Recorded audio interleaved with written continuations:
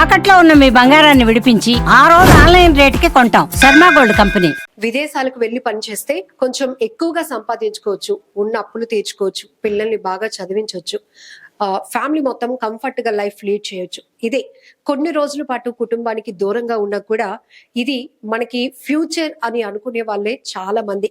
ఇప్పటి వరకు కూడా అక్కడికి విదేశాలకు వెళ్లి సంపాదించే వాళ్ళని చూసాం, అలా వెళ్తూ మోసపోయే వాళ్ళని కూడా తరచుగా ఈ మధ్య కాలంలో చూస్తున్నాం. అలాంటి ఒక బాధితుడు ఇప్పుడు సుమన్ టీవీని అప్రోచ్ అయ్యారు. తన తల్లి కువైట్ లో పని చేయటానికి వెళ్ళి కొన్ని నెలల పాటు అయింది, కానీ గత 2 నెలలుగా తను చాలా ఇబ్బందులు పడుతోంది. కనీసం ఫుడ్ లేకుండా, ఫోన్ కాల్స్ కూడా లేకుండా, నేను ఇక్కడ ఒంటరిని అయిపోయాను, ప్రభుత్వమే ఇనిషియేట్ తీసుకొని నా తల్లిని నాకు అప్పగించండి, రప్పించండి ఇండియాకి అంటూ అబ్బాయి వేడుకుంటున్నాడు. సో అక్కడ ఆఫీస్లో ఉంచుతూ వర్క్ పంపించక వాళ్ళు స్ట్రగుల్ అవుతూ ఫుడ్ పెట్టకుండా. ఇప్పుడు ఇక్కడ మీరు సింగిల్ అయిపోయారు, ఒంటరి అయిపోయారు. అక్కడ మీ మదర్ పని కోసం వెళ్ళి ఆమె అక్కడ చిక్కుకుపోయింది, ఇబ్బందులు పడుతుంది. చూసుకుంటాం, మేము ఒక కమ్యూనికేషన్ ఉంటుంది, తర్వాత వాళ్ళు చూసుకుంటారు, మాకు సంబంధం లేదని చెప్పడం జరిగింది మేడం. నాకైతే నమ్మకం ఉంది, ఎందుకంటే గతంలో సుమన్ టీవీ కూడా చాలా మంది హెల్ప్ చేయడం జరిగింది. నేను ఆ వీడియోస్ చూసే నేను ఫస్ట్ సుమన్ టీవీని అప్రోచ్ అవడం జరిగింది. అందుకోసం సుమన్ టీవీని అప్రోచ్ అవడం కూడా జరిగింది. సుబ్రహ్మణ్యం తన పేరు. తను బాగా చదువుకోవాలని వాళ్ళ తల్లి ఆశ. అంతేకాదు ఫ్యామిలీలో ఉన్నటువంటి ఇప్పుడు కుటుంబం కోసం చేసినటువంటి అప్పులు కూడా ఒక భారంగా ఉండటం వల్ల ఆ బాధ్యతలతో ఆమె ఉన్న ఒక్క కొడుకును కూడా ఇక్కడ వదిలి తను కువైట్ కు వెళ్ళింది. కానీ కొన్ని నెలల పాటు బాగానే పని చేశారు, బాగానే డబ్బులు సంపాదించారు. కానీ అక్కడ పని లేదు అంటూ, అలా అని ఇండియాకి వెళ్ళిపోతాను అంటే పంపకుండా తన్ని అనేక రకాలుగా వేధిస్తూ ఇబ్బంది పెడుతున్నారు. కనీసం నా తల్లితో మాట్లాడి 15 రోజులు అయిపోయింది. ఇప్పుడు ఆమె అక్కడ ఎలా ఉన్నారో తెలీదు, తింటున్నారో తెలీదు, ఏం చేస్తున్నారో కూడా తెలీదు. కమ్యూనికేషన్ పూర్తిగా పోయింది మేడం. కాబట్టి ప్రభుత్వాన్ని నేను వేడుకోవాలి అనుకుంటున్నాను, అందుకే మిమ్మల్ని అప్రోచ్ అయ్యాను అంటున్నారు. అసలు ఏం జరిగిందో కూడా ఆ అబ్బాయి మాటల్లోనే విందాం. మీ పేరు? నా పేరు సుబ్రహ్మణ్యం మేడం. ఏమైంది? అమ్మ పేరేంటి? అమ్మ పేరు మంగ, వయసు వచ్చి 40 సంవత్సరాలు. ఓకే. ఎందుకు వెళ్ళారు అసలు కువైట్? కొంచెం ఇంట్లో అనేది ఫైనాన్షియల్ గా చాలా ఇబ్బందిగా ఉంది మేడం. అప్పులు కొంచెం ఎక్కువ అయిపోయినాయి. సో దానివల్ల అప్పులు కొంచెం ఎంతగానో తీరుద్దామని చెప్పి ఇలాగ గల్ఫ్ వెళ్తే కొంచెం ఎక్కువ అనేది డబ్బులు ఎక్కువ సంపాదించవచ్చు అని చెప్పి ఆలోచనతో వెళ్ళడం జరిగింది మేడం అక్కడికి. ఎప్పుడు వెళ్ళారు? ఎప్పటి నుంచి ఇబ్బందులు మొదలయ్యాయి? లాస్ట్ 5 months బ్యాక్ వెళ్ళారు మేడం. అప్పటి నుంచి ఒక 4 months వరకు బాగానే జరిగింది మేడం. అక్కడ బాగానే పని చేసుకున్నారు, బాగానే ఎర్న్ చేసుకున్నారు మేడం. అక్కడ ఇంటికి కూడా డబ్బులు పంపించేవారు. సో అప్పులు కొంచెం కొంచెం తీరుస్తూనే ఉన్నాం. ఏ జాబ్ నిమిత్తం వెళ్ళారు? ఎంత ఎర్న్ చేశారు? ఎంత వరకు సాలరీ?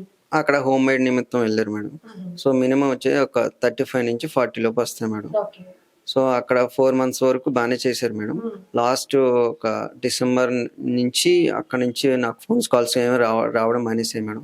అక్కడ నుంచి నాకు వర్క్ లేదు, ఇక్కడ కూడా నన్ను ఆఫీస్లో ఉంచుతున్నారు. సో మమ్మల్ని ఎక్కడికి పంపించట్లేదు అని చెప్పి నాకు చెప్పడం జరిగింది మేడం. లాస్ట్ 15 days నుంచి నాకు కమ్యూనికేషన్ అయితే అసలు లేదు మేడం.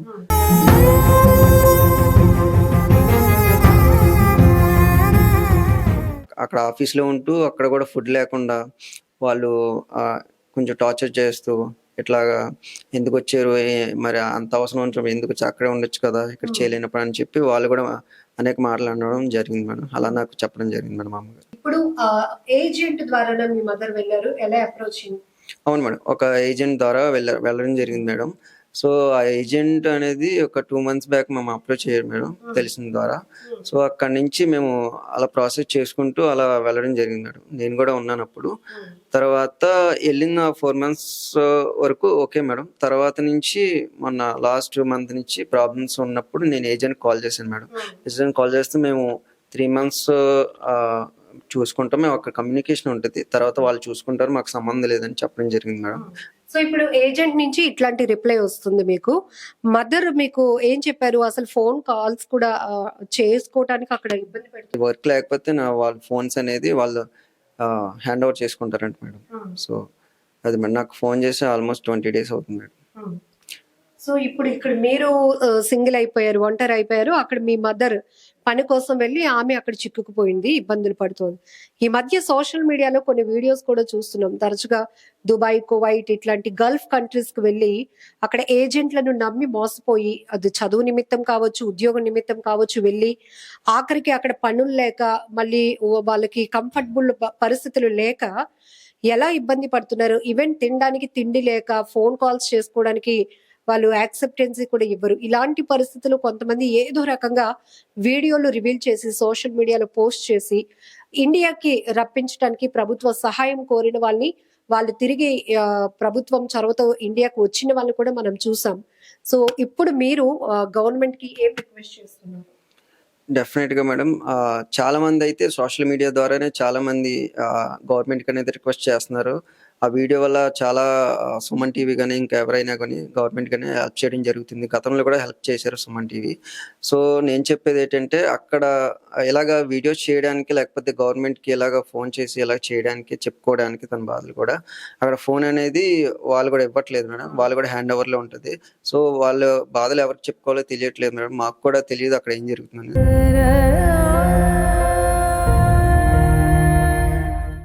సో లాస్ట్ నాకు చెప్పినప్పుడు మీరే ఎలాగైనా గవర్నమెంట్కి చెప్పి మమ్మల్ని ఇక్కడి నుంచి తీసుకురావాలి, బయటకి తీసుకురావాలని చెప్పడం జరిగింది మేడం.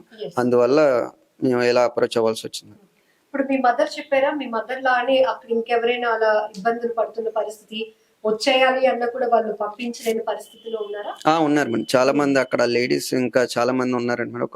ఒక 5-6 వాళ్ళతో పాటు ఉన్నారంట మేడం. వాళ్ళు కూడా అదే సిచ్యువేషన్ ఫేస్ చేస్తున్నారంట మేడం.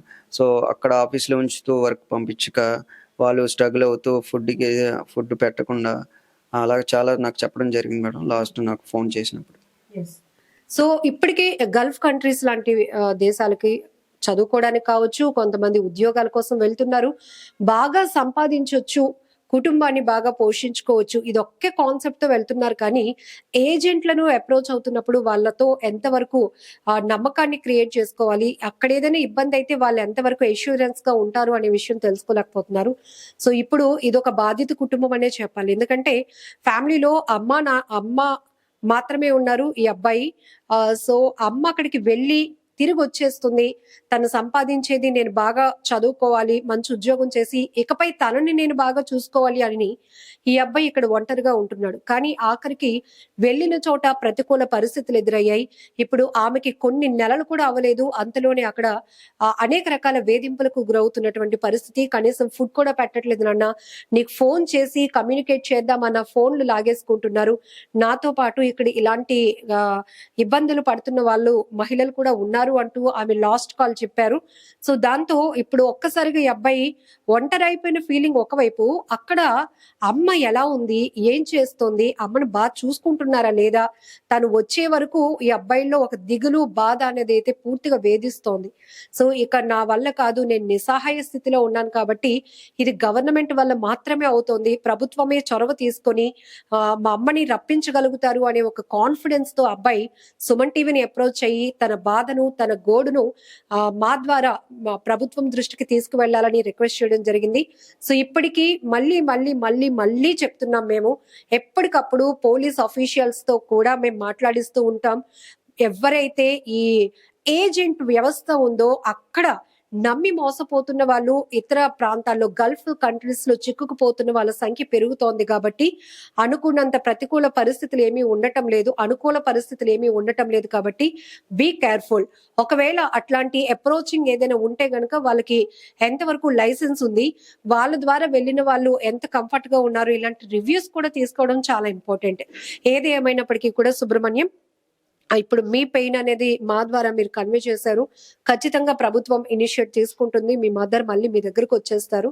సో బీ కేర్ఫుల్, జాగ్రత్తగా ఉండండి. అండ్ వచ్చే వరకు కూడా మీరు స్ట్రాంగ్ గా ఉండండి. ఏ కాల్ వచ్చినా కూడా మీరు మీ మదర్ కి ఒక కాన్ఫిడెన్స్ ఇవ్వచ్చు. ఎందుకంటే మన ప్రభుత్వం, ఏపీ సర్కార్ ఇప్పటికే మీరు చూస్తున్నారు కదా, గతంలో కూడా అనేక మందిని రప్పించే విషయంలో కానీ, సోషల్ మీడియాలో మేము మీలాంటి బాధల్ని చూపించే విషయంలో కానీ ఆల్రెడీ సక్సెస్ అయ్యున్నాము. చాలా మందిని తీసుకొచ్చారు ప్రభుత్వం కూడా.